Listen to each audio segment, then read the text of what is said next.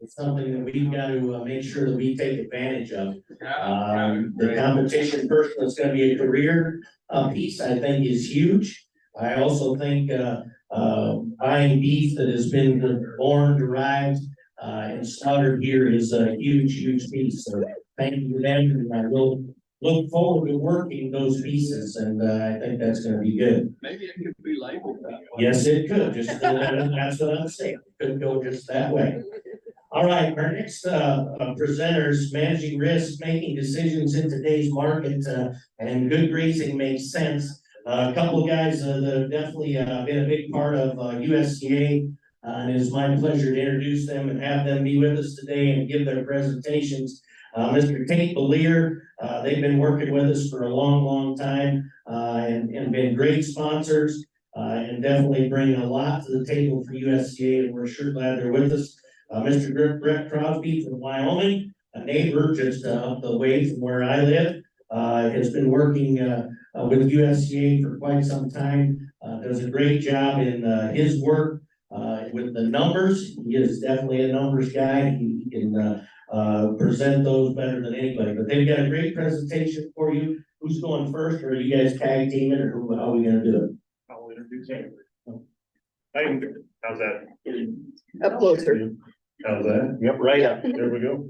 My name is David Voth. I'm with the Good Grazing Makes Sense program through the Society for Rangeland Management.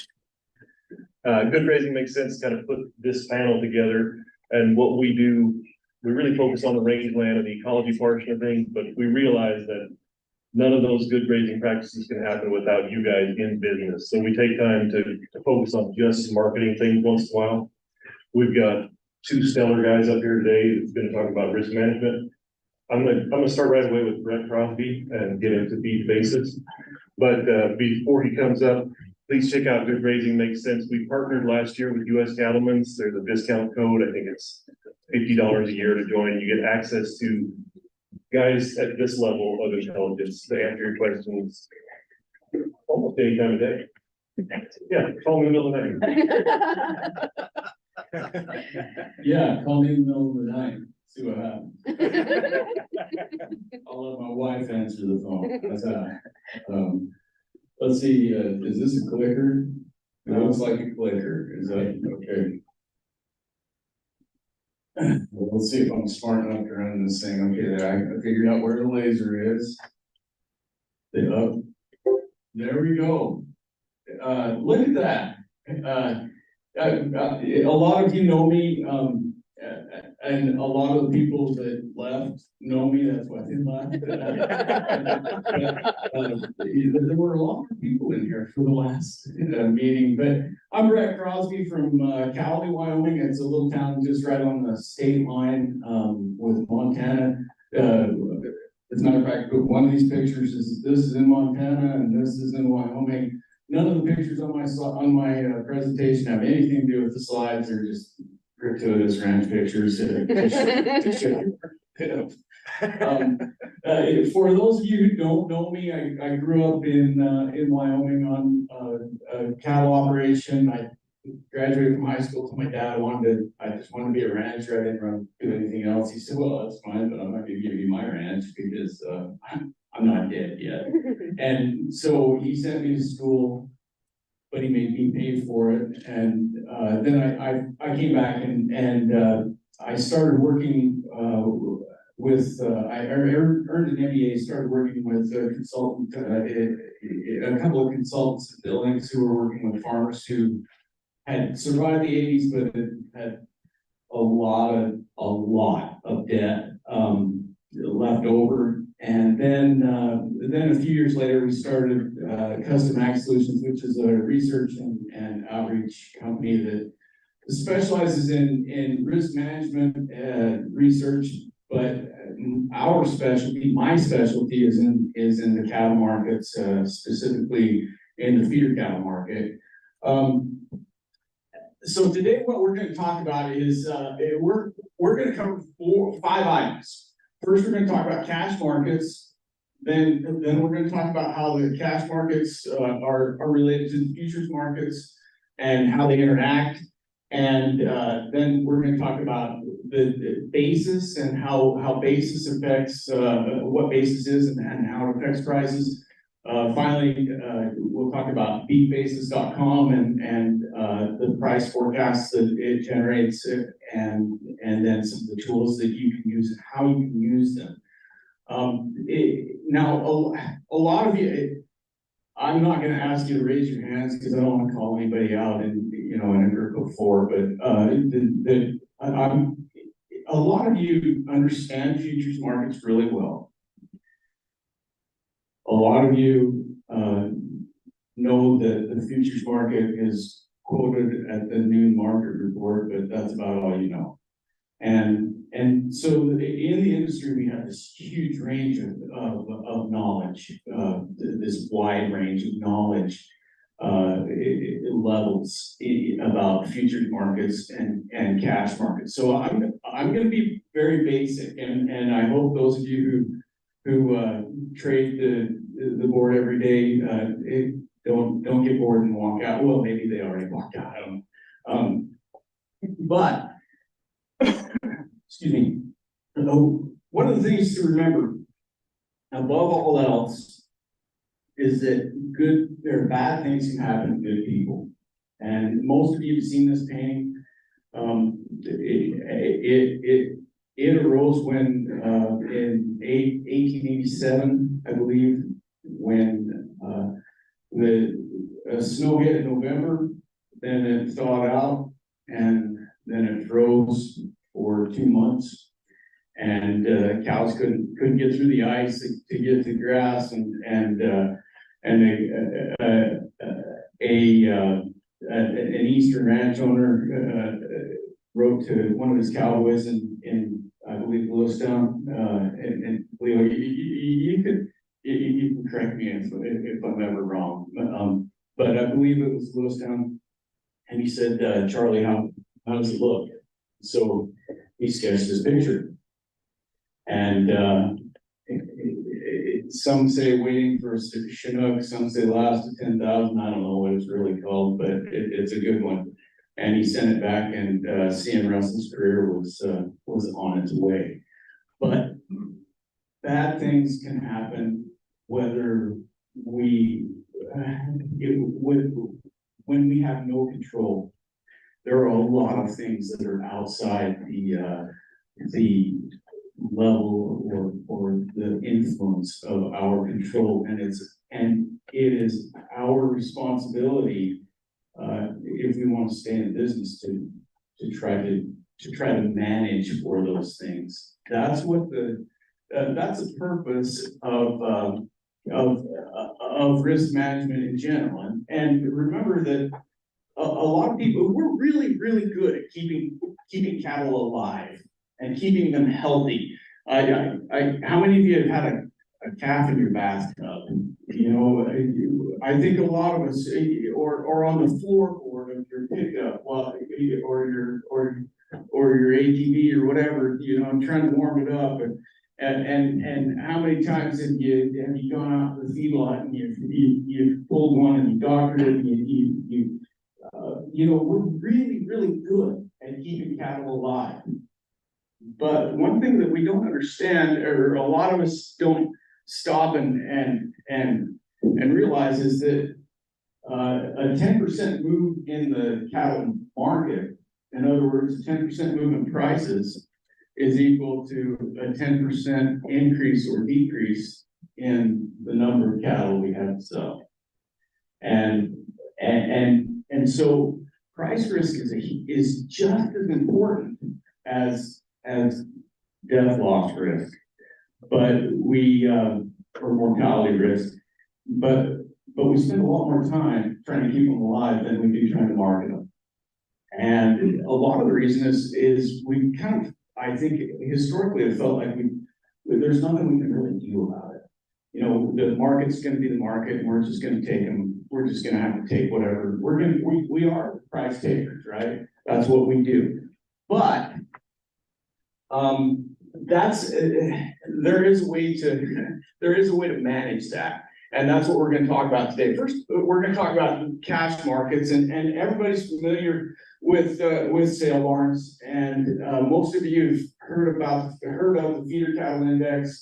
A few of you know exactly what it is, so I'm not telling you anything new. The feeder cattle index is simply this. It is the combination or a weighted average of steers weighing between 700 and 900 pounds that have gone through a sale barn over the last 7 days in a 12-state region.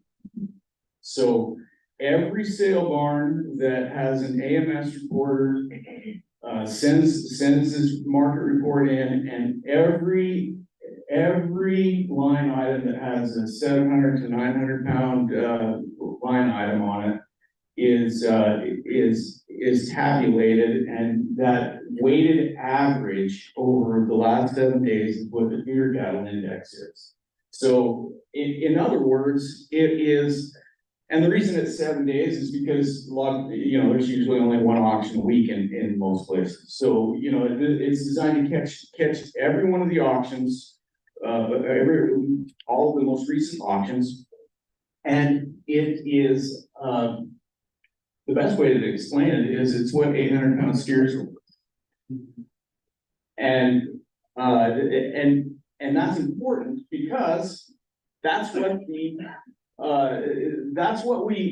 look at when we're looking at when they call the feeder cattle market. That's what we look at. It's the feeder cattle index, and this is a chart of the index from like 2013 to 2023, and you can see that it goes up and it goes way down, and we are getting we've experienced an up and a down recently. But now, what happens when we talk about futures markets? So this is why the feeder cattle index is so important. The futures market, the feeder cattle futures market, is based on the feeder cattle index. In other words, the last it's not completely perfect, but the last price for any particular feeder cattle contract is the feeder cattle index. So if you have a feeder cattle contract in the futures market, the very last price before that settles on is going to be the feeder cattle index. So for example, January, I think closed at what, 114 or 12 or 10 or 212 or 10 or 02, I don't know. Yesterday, that represents the market's best guess at what the feeder cattle index is going to be on the last day of January, or last trading day of January for that contract. And if you let's see. Oh, I took it out. I don't know which. There we go. Okay, so let's just there we go. Let's think sports in Vegas. If someone thinks the price is going to be higher in January than it is than the futures settled today, they're going to buy. They're going to take the over, right? If someone thinks that the price is going to be lower in January than the January board settled at today, they're going to sell. They're going to take the under. And remember to buy low, sell high to make a profit. That's the idea. And so if you buy or sell and you held it out until the contract expired, the difference between the initial position that you took and the opposite position that you're going to have to take when the contract expires is what you made or lose. Any questions so far? Did I lose everybody? Okay. I hope that was clear. I made it more clear in Oregon, but I got a little I got a little flustered trying to figure out these arrows. And so that is why this green line represents feeder cattle futures for January. And you'll notice that at the end of every year, well, the beginning of every year, the green line and the blue line converge. So that means that people thought the price was going to be a lot higher than it ended up being here. They thought it was they thought it was going to end up a lot lower than it ended up being here. But in any case, it represents the market's best guess at what the feeder cattle index is going to be when that contract expires. So if I look at August feeders, for example, that's just the market's best guess at what the feeder cattle index, what an 800-pound steer is going to be worth on the last trading day of August. That's important because you see there are a lot of places where the futures were actually higher than the index ended up settling, right? And so for us to manage risk, what we do is we take the under, we sell to offset the probability that the price is going to go down. And hopefully the money that we make by selling that contract and then buying it back at a lower price, buy low, sell high, remember, it offsets the money we're going to lose by having cattle, our calves be worth less come January. So let's talk about basis and price forecasts. There we go. Okay, everyone's pretty familiar with price slides, right? Size matters when it comes to price. And how many of you sell on a video auction? Yeah. I told you I wouldn't call you out in a room before, but I did. And when you take your cattle to town, when you sell them on a video, you sell them with a price slide. You sell them with a base weight at, say, a $15 slide. So I'm going to sell 500-pound steers, and it's going to be a $15 slide. That means if they come in at 600, the price is going to be $15 lower. If they come in at 400, the price is going to be $15 higher.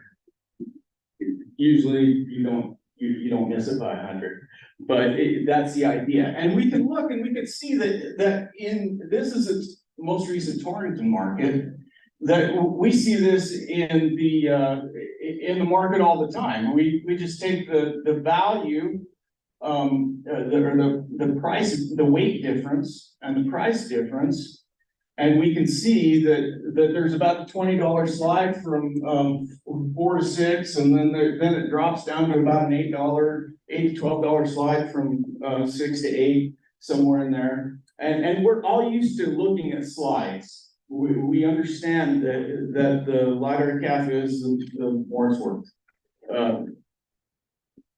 per pound.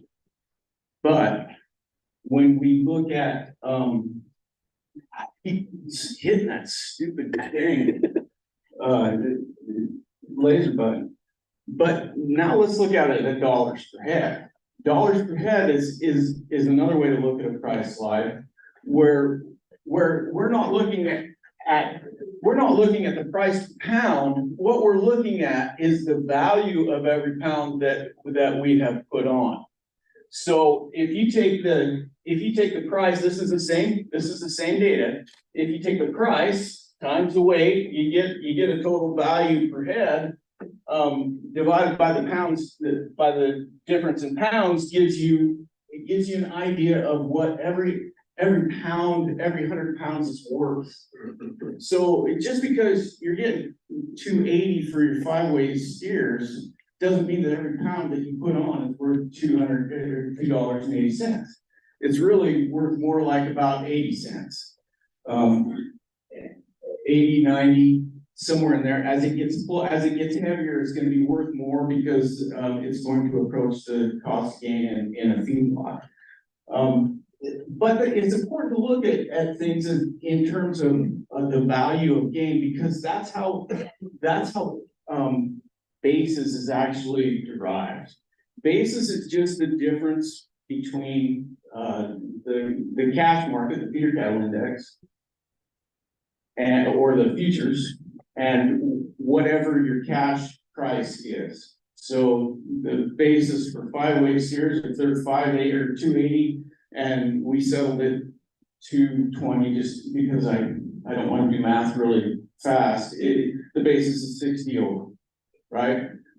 But really, the reason it's 60 over is because we're looking at the market is calculating that as a how much of those extra pounds worth. And it's important to understand basis, because if we understand basis and we can forecast basis, then we can forecast price. If I know what the basis to the board is going to be next fall, if I know that the basis is going to be $60 over the board for a 5-weight steer next fall, then I know that if the October futures are at 240, I'm looking at $3. That's a pretty easy way. That's pretty easy math, right? And so what we did is we created a model that forecasts basis, but then also forecasts price. And we understand that because the value of gain is essentially based on the cost of gain, that basis is going to be a function, that value of gain is going to be a function of things like sex. Heifers aren't as efficient in a feedlot as a steer, so they're going to be worth less, right? Frame score, those things. That there are other things that come into play, like the number of the size of the lot that runs through the ring. Low lots are going to sell for more. So we have at BeefBasis.com, we have forecasts for cattle at any given date or for the next 12 months. In I think 12 or 14 states right now, and we're adding more all the time for calves. I'm looking for the pointer. Yeah, that's I can't get that right button. Looking for the right button here. Been doing that for a long time, and we can forecast any date, most locations, sex, and this isn't how they identify. This is actual sex, and at any weight, any lot size, and then we run the calculator and we get a price forecast based on the basis forecast. We get a basis forecast, we add that to the futures, that gives us a price forecast. So in this example, I went to Billings and I said, what's the 600-pound steer going to be worth December 1st?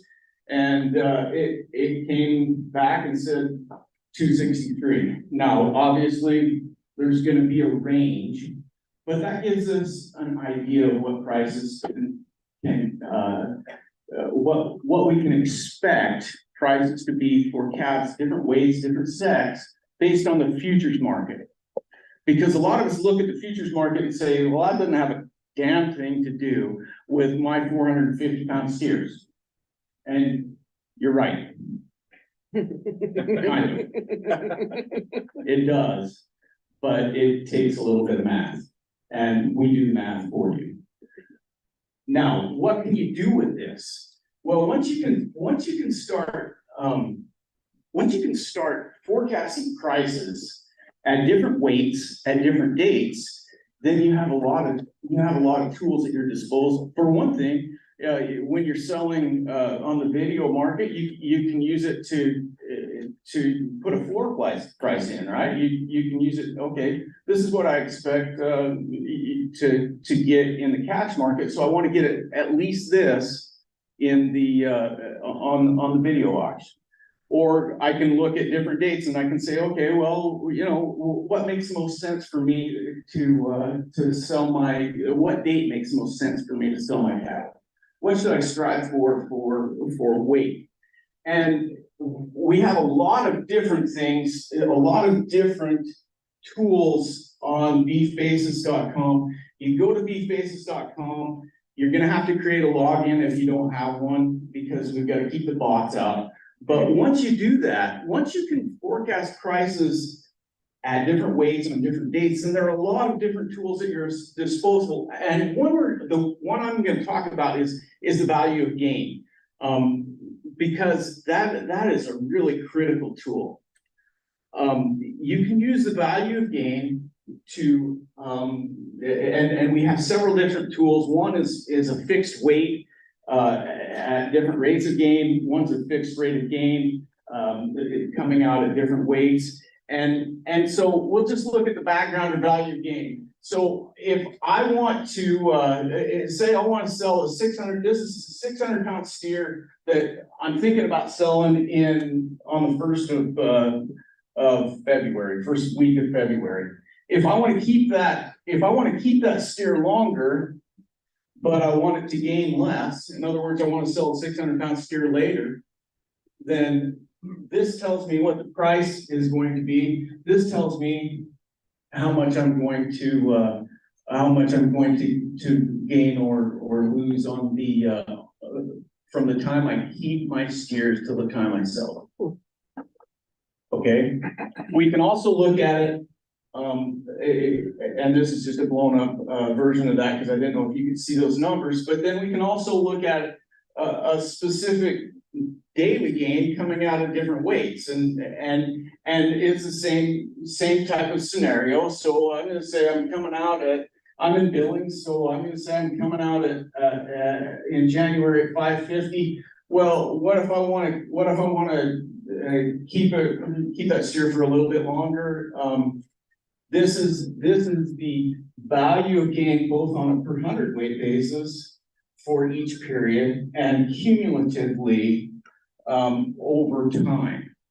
And these are important tools because you can do a lot of things with them. First of all, if you're going to buy LRP, when you look at the feeder cattle futures, you understand what your expectation should be if you're buying LRP at a certain price level. Because if you know the futures price and the date, then we can forecast the price of your calves, and you know what your protection level is. Second, PRF. If you're buying pasture range line forage insurance, and you want to know how much coverage you should get, well, you can look and see what happens if your calves come out at different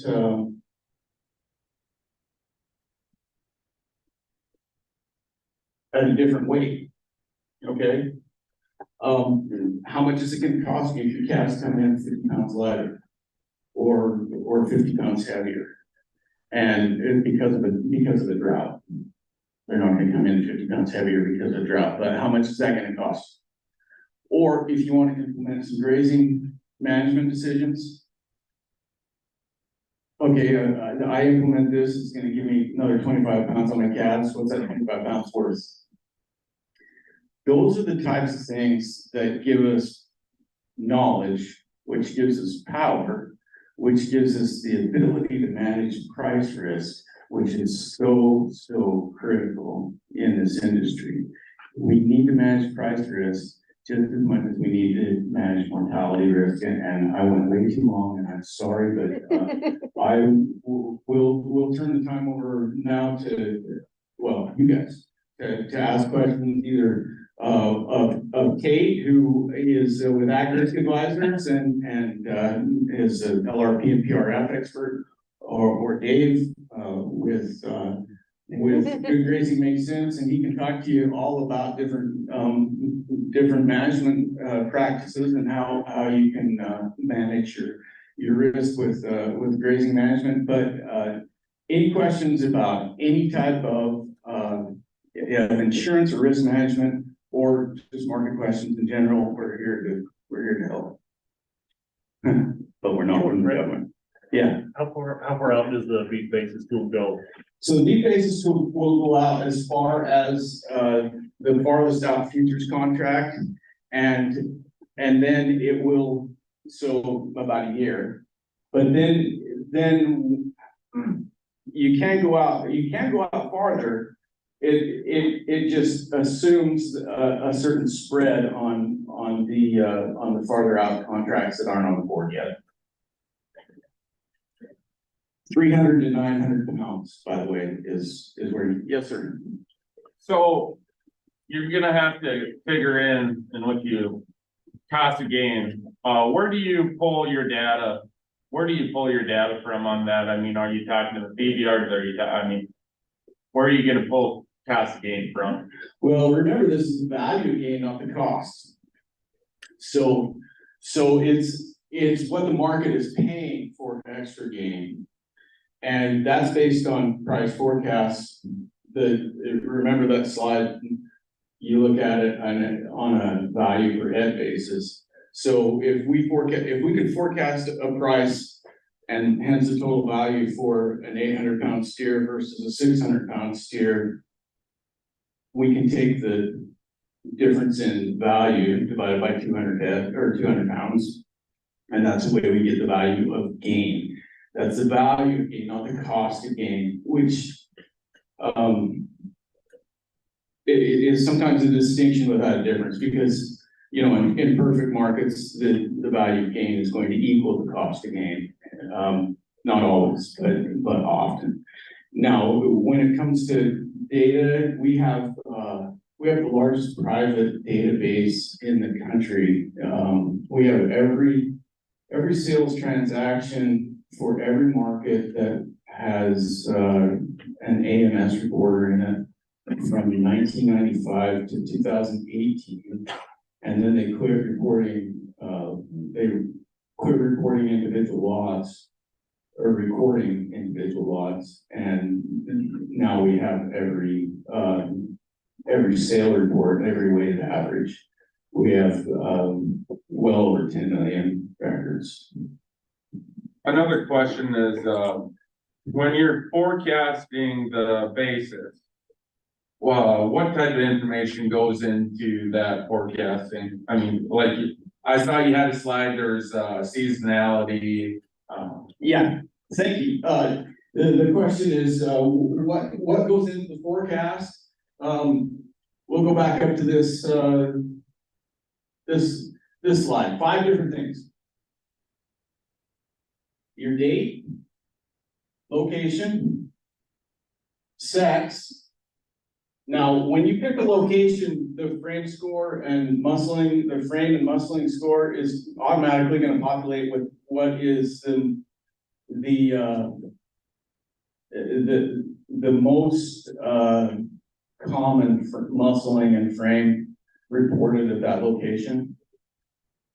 So you don't really have to worry about that unless you get some dinks or something that you want to say, small frame or whatever. So date, location, sex, weight,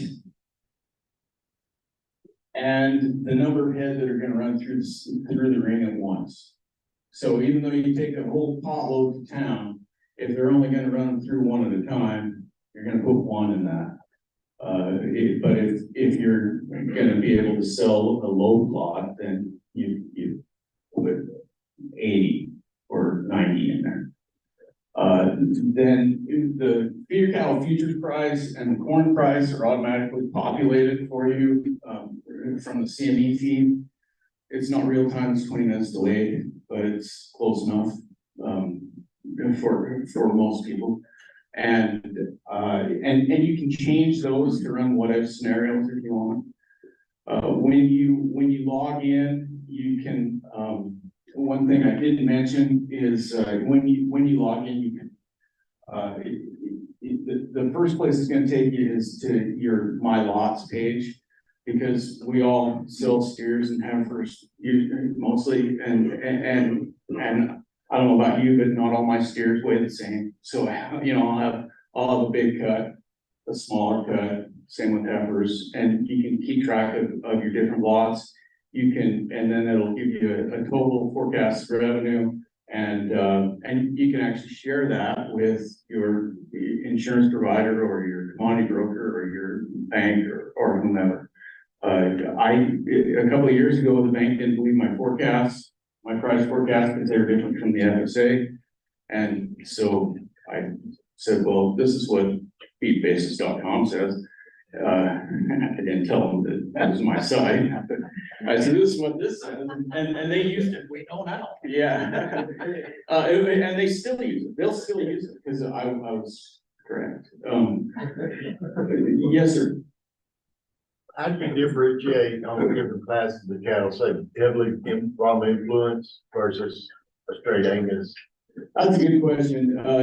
Raw influence for straight Angus, a lot of that is going to be incorporated into the location where you're selling. So if they're, if they are, being sold in, say, Amarillo, where you might have a group of both, or Oklahoma, where you've got some eared cattle and some straight black cattle. They're usually going to be differentiated in their frame score and muscling. And so you would adjust it with that. If they're Brahman influence, and you know, you're gonna have a lower muscling category or frame category versus a straight, you know, black Simmental that's medium large one. Other questions? You gotta ask Tait a question. Yeah, I promised Tait that he'd get at least one question. This is more like a shout out to Tait. You said you don't take phone calls 24/7. I can confirm that Tait does take phone calls 24/7. We've been working with them for 10 or 15 years and have been very, very happy. So it's more of a comment than a question. Yeah, he's got that AI bot down. It sounds just like him. It's not Dave from State Farm. It's Tait. You got any other questions on BeefBasis specifically?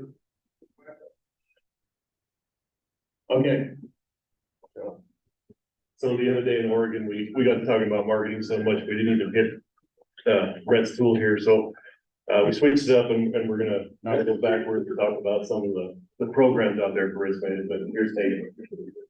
Sorry about that. No, I appreciate it, Brett. You told me that you were just gonna shut up and just take questions. That's fine. I prefer to be a fly on the wall of this meeting. There's a lot of information and a lot of knowledge in this room. And so, I guess the only thing really that I would have to add is high level 50,000 foot stuff about just ways to start thinking about risk and accounting for it in your operation. I would say that by and large, most of us are too busy, and we continue to have things that we are needing to become experts in and add to the operation in order to stay competitive. We continue to get pulled so many different directions, and knowing the tools that are available to manage risk and knowing how you might find out how much risk you have, that's what BeefBasis is for. Is we want to measure that and then figure out where do we go from there. But understanding these things that are available, at least tangentially, so that you are somewhat comfortable with approaching them if you want to lay off some risk is really the first step. Knowing that it's available, and then I would argue that you can manage a lot of risks with a written plan. And it seems overly simplistic, but the truth is that we forget about things. We have this idea about how we're going to do this one day, and then we get on with our lives and check account and everything else. And by the time that you come back around to it, you realize, oh yeah, I forgot I told myself I was going to do that. With risk management, we really don't have that luxury anymore. And with price risk in particular, from what Brett was talking about, I would say that we utilize BeefBasis to find exactly what Brett was discussing and narrow down this idea about how much risk do we actually have. But what we need to understand is that, if we don't act on that and have some kind of a plan to make it happen, all the knowledge in the world is kind of useless. When I punch, our customers' information into the lot tracker in BeefBasis, that really is one of the most powerful tools because, all of you that have lived through many haircuts on selling calves and everything else are well familiar with how quick it can go wrong. But when you load your calves into that lot tracker and you're watching on a daily basis, the total value multiplied out, and you're watching that price move up and down, it's an uncomfortable feeling. And, or at least it ought to be at least enough, a little bit where you can, convince yourself it would be worth, putting in something under you, to keep from something really bad happening. So, I would just, add that from a, like I say, a really, the high level view is that, I tend to agree with, Eisenhower once said, and remind you that this was the last president that we had that, took troops into the theater of battle. And he said, that planning, all plans are useless. Planning is essential. And that's what is going to happen, to our businesses and everything else if we don't at least put something, some kind of plan together and update it and remind ourselves of where it is that we're trying to get. And so finding, helping to determine your marketing plan using BeefBasis, helping understanding these various tools that are out there for price risk management. In the federal crop insurance portfolio, there's livestock risk protection, there's livestock gross margin. We're coming out, there's a new one going to be out in 2024 called wean calf risk protection. There are multiple options out there now, and some of these like LRP and LGM have been around for 20 years, but they have not been particularly attractive. And now that they are, the opportunity for us to utilize these financial tools so that our only options are not finding another notch in the belt loop and, going selling something we don't want to or doing more with less just to get by the next year. Really with enough forethought, I think that we can make, our business more resilient and something that we can move forward in the future instead of getting set back every time that you take a hard year. So that's my spiel on just the concept of risk management and how we, what I would recommend that people do is find somebody that you trust to help guide you through, whether it's a broker to help you understand how the board works. If that's something that you think that would work well for your business, is to utilize the board. For most producers, the flexibility of livestock risk protection has really made it come to the forefront over the past few years. But any of these tools, find somebody that can help you understand them at least at a base level to where you would know if when the time comes whether you're comfortable pulling the trigger on it, and get that comfortability and work on it, because it's going to be an important part of our business going forward. As Brett said, we do not control this market, but we do have a few newer tools that we can utilize to help us capture what is available. By the way, even though you have to create a login to access BeefBasis, it's free. It's free. So, and it is free because the USDA has enabled us to cover our costs for another year and keep it free. So, when you see someone from the USDA, thank them. Yes, and Brett's been, what, 15, 20 years you've been working on this? 20 years. Okay, so a little bit of thought. His other kid. And yes, it's a very valuable tool. Started when I was 6 years old. Well, thoughts, questions? I got one. Sure. I Chuck? talked to the CME folks yesterday and they were pretty slippery. Do you think the LRPs are having a negative effect on the feeder cattle futures? I don't know. That's the rumor. No. So you're getting to be slippery too? I know, I'm just telling you, I don't know. Surely you got an opinion though.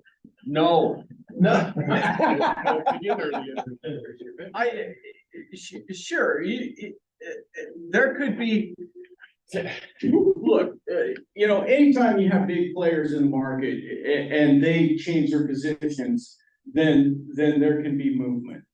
All right, and some of the reinsurers will, or some of the insurance companies will choose to bear some of that risk that they're insuring, and so they'll sell puts, way down low, and then if they get a margin call, they might have to offset them, or sell the market to hedge their. It's called selling the market to hedge your delta, but basically they're trying to offset the loss from the puts being in the money. Now, that could have something to do with this, but as near as I can tell, this is the current market is a result of first some economic uncertainty that began in September that concerned people that caused some concern about beef demand. And so you started getting managed money pulling out of cattle. And by the way, we're all hedgers, so we're all gonna sell. We gotta have someone in there to buy it. So we gotta have speculators. And a lot of those specs are managed money. In other words, they're funds that will buy and sell commodities as part of their portfolio. So when managed money started to liquidate some of their positions in September, just because they were concerned about beef demand, that started it. It accelerated when we had the October cattle on feed report come out and surprise everybody. And every time the market moves big, then the people who are on the other side of that, the people who are losing money with that big move, are often going to have to liquidate because they can't stay in the market. They can't afford to stay in the market. The old saying, the market can remain irrational longer than you can remain solvent. There is no truer statement than that one with the futures market. And now, I haven't looked at this, but I talked to someone yesterday who was who had a seat on the board on the Chicago Board of Trade for 30 years. And his opinion, and he's very well connected, his opinion is that this is a risk, what he calls a risk off trade, where people are leaving commodities, especially cattle that have seen such a huge run up, and trying to and moving into higher yielding returns for the amount of risk that they have, and someone else is coming back in and buying it. I think there's been a lot of bottom pickers along the way that thought, okay, here's bottom, we're gonna pick it. Oops, we got our head lopped off, so then in comes the next speculator, here's bottom, we're gonna pick it. Oops, we got our head lopped off. And every time those bottom pickers come in and they have to exit because of a margin call, then that's going to accelerate the market down. That's why every big move gets overdone. Every big move gets overdone. And when it's overdone, it bounces back quickly. But I don't think that there's any one reason for all of this. I think it's just a series of very unfortunate events. And I also don't think it's going to last for 6 months. So, fine. Well, that's it for our risk management section. One last shameless for the Good Grazing Makes Cent program. This is our first dive into marketing risk management, but really what we're here for is to help manage the risk of your grass. We have, I think, up to 40 consultants that we work with regularly. You got a question on grass, and we're expanding into marketing as well. Feel free to just hit us up on Facebook or a private message, and we'll get your questions out to some of those geniuses. With that, we're gonna call it a day for us. Yes, thank you guys so much. Give them a round of applause. Again, if you want to sign up on BeefBasis, and you need help with it, you can feel free to message US Cattlemen's page or send Brett an email or contact any of these gentlemen through social media, or if you have their direct contact information, obviously. You can call them in the middle of the night and say, hey, I want to get on BeefBasis.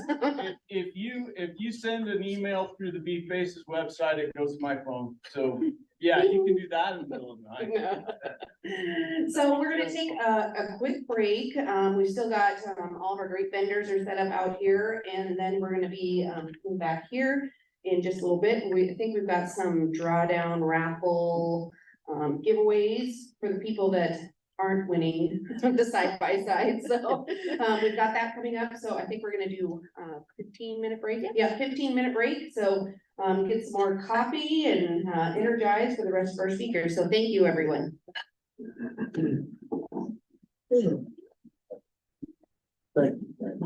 You're welcome.